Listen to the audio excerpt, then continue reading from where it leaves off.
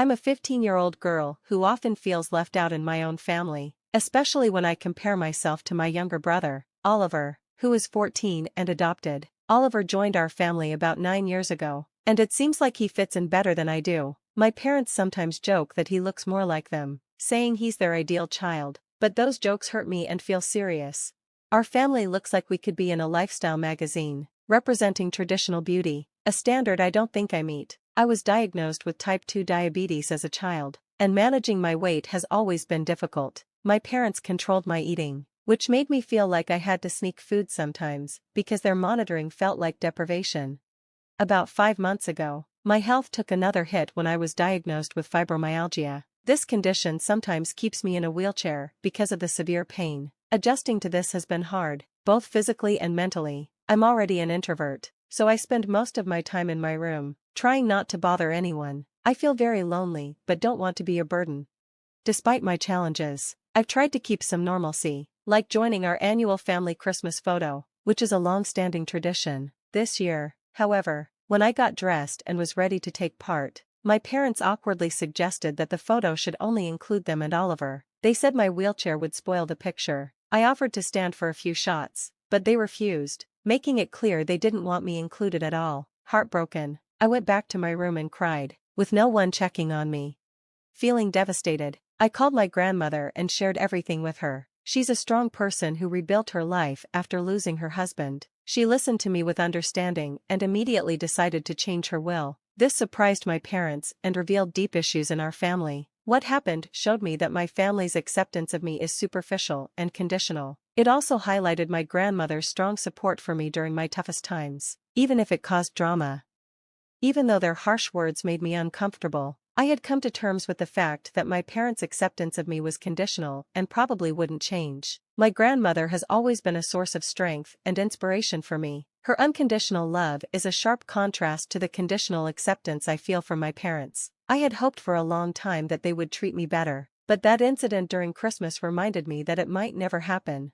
Every time my grandmother suggested that I could live with her, I hesitated, still holding on to the hope that my family would accept me. But that day, I finally agreed to her offer, realizing that in my own home, I was merely tolerated, not truly wanted. The pain of being excluded by my family was deep, but my grandmother was always there to support and comfort me. During our phone call, as I cried and shared my heartache, she promised to take me away as soon as she returned from her cruise. She leads an adventurous life filled with friends and laughter, which is very different from the solitude of my own room.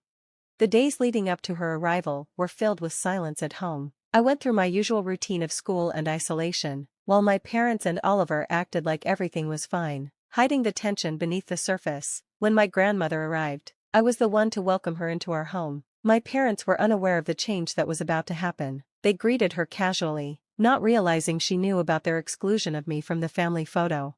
When she confronted them, they were initially confused about how she knew, but soon figured out that I must have told her. Instead of apologizing, they brushed off the incident, repeating their excuses about not wanting to bother me with standing or having my wheelchair in the photo. I couldn't hold back anymore. I told them and my grandmother that their excuses were just a cover for their discomfort with including me. I pointed out how differently they treated Oliver compared to me, emphasizing that even though he was adopted, he was embraced as their own, while I, their biological daughter, was treated like an outsider. Oliver looked away, perhaps feeling guilty or recognizing the truth in what I said. My parents reacted defensively, accusing me of being dramatic and spoiled. They expected an apology from me for simply expressing the inequality and neglect I felt. They couldn't see how their actions and words were not just personal slights, but deep wounds to my sense of belonging.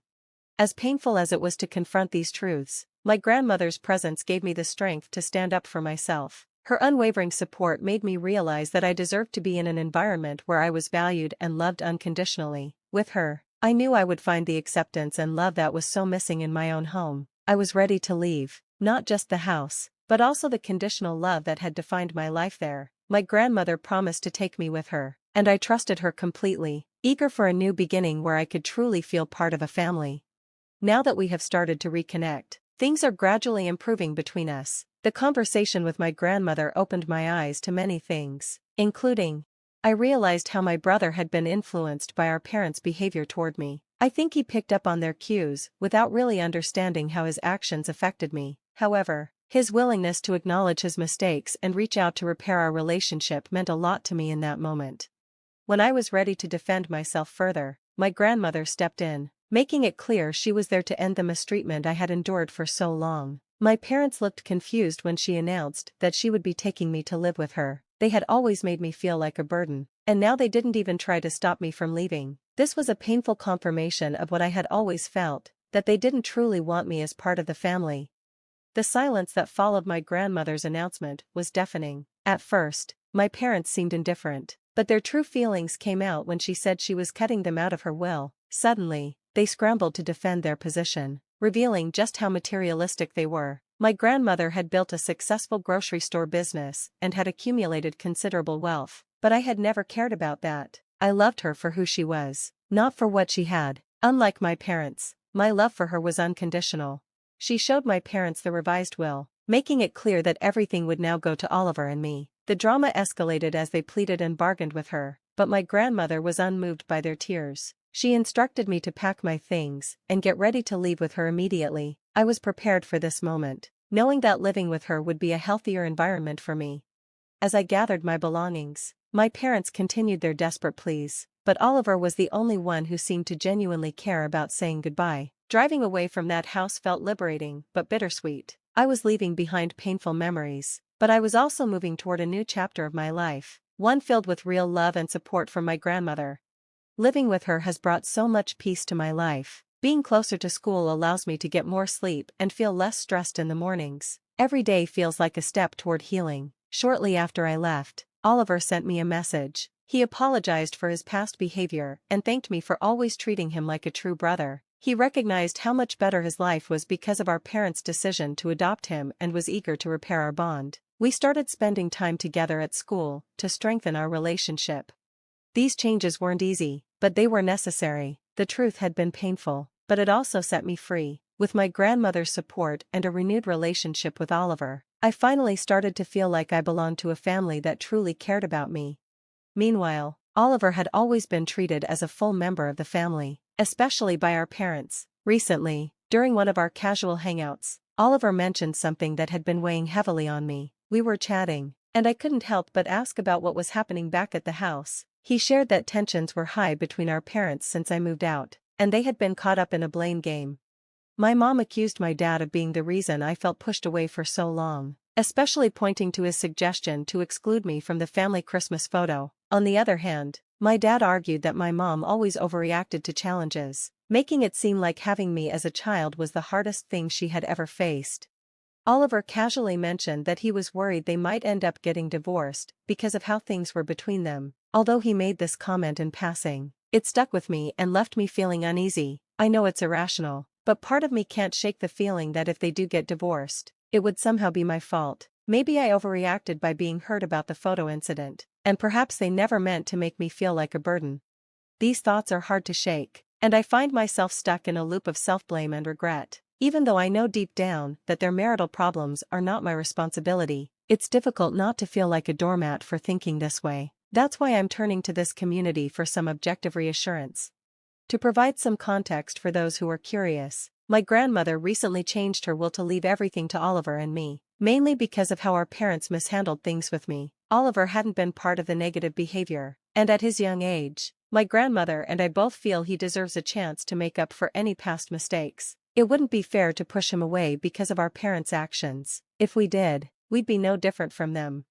People have also asked about Oliver's background. His biological mother was only 17 when she had him and had to leave college because of her pregnancy and struggles with substance abuse. His father was mostly absent, only appearing sporadically in his life. Oliver's maternal grandparents tried to help their daughter become a better mother, but eventually encouraged her to consider adoption when Oliver was 7, believing it would give him a better future.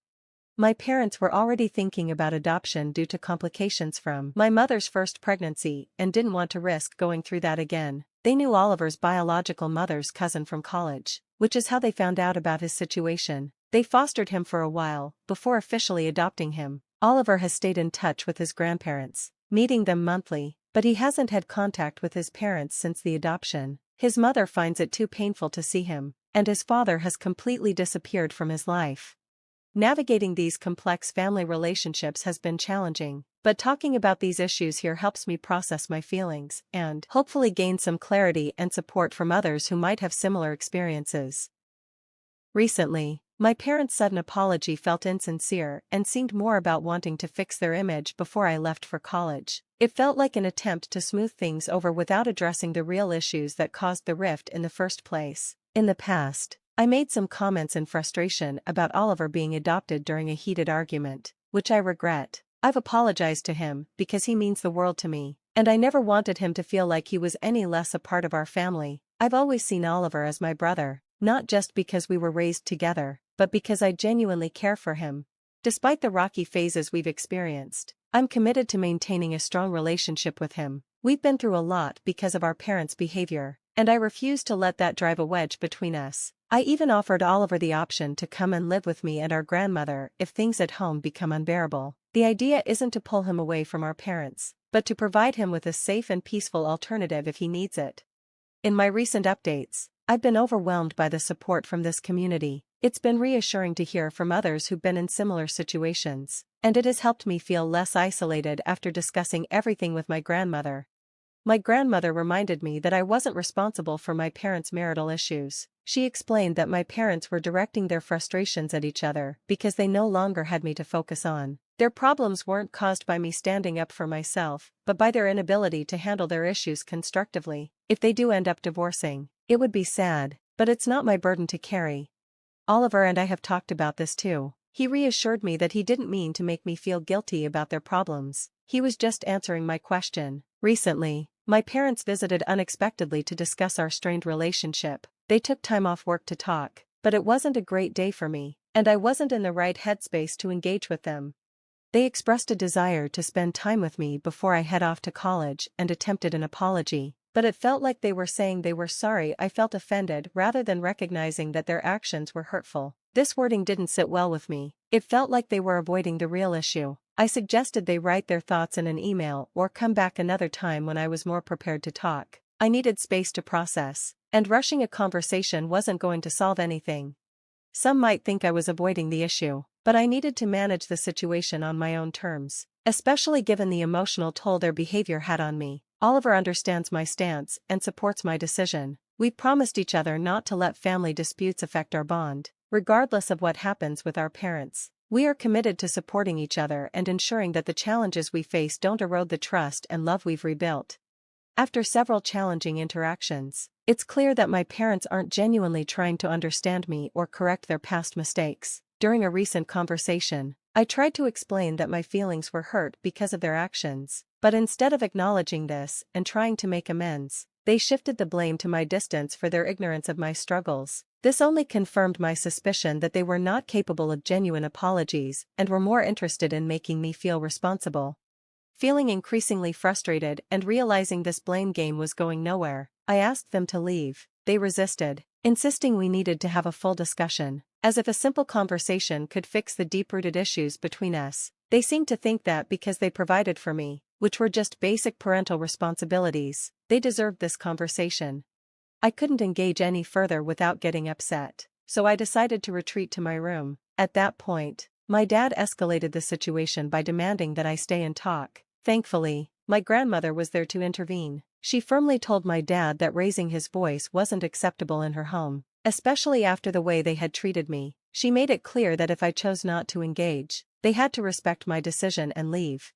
This incident was an eye-opener for both me and my parents. It showed me that their main concern was how our family problems might look to others, rather than the actual well-being of their children. They worried about appearances and feared what people might think if they knew I had moved in with my grandmother. I was beyond caring about their reputation. I was focused on my own future and healing.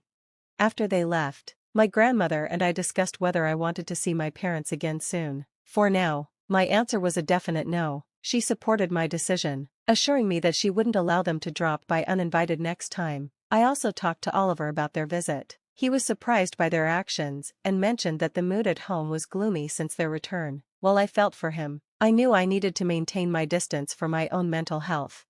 I'll be leaving for college in a week. I got into my first choice school, and my grandmother has arranged everything for my move. She'll even stay with me for the first couple of weeks to help me settle into my new apartment. This is a big step, living on my own, but I'm ready and looking forward to the future. My mental health has improved a lot without the constant stress from my parents. Oliver and I plan to stay in close contact through FaceTime, aiming to chat at least once a week. Although I'm sad to leave my current life and the security of my grandmother's home, I'm genuinely excited about starting this new chapter.